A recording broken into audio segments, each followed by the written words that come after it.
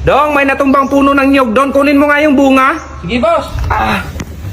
Ang hirap naman to akyatin. Buti sana kung nakatayo to. Oy, Dong, ba't ang tagal mo, Dong? Mahirap man yung akyatin yung nakatumba na niyo, boss.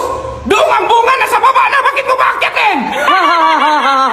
Ano yung niluto mo, Dong? Tuyo.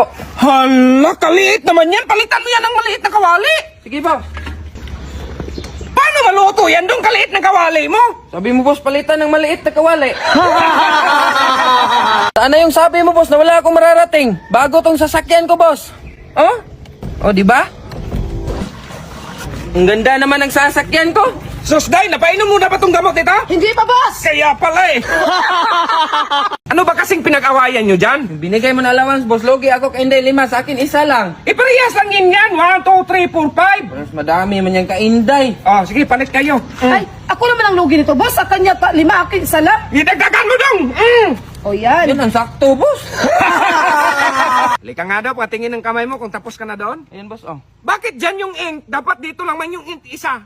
Iwan ko nga, boss. Anong presinto ka ba pumunta? Basta marami man yung nakakulong, boss. Binigyan pa nga ako ng t-shirt, oh. Maling presinto yun, Dong. Boss, yung kapitbahay natin, tumama. Oh, tapos hindi ka nanghingi ng balatok? Hingian mo pang nasa ospital na nga. Bakit saan ba tumama? Doon sa poste, boss.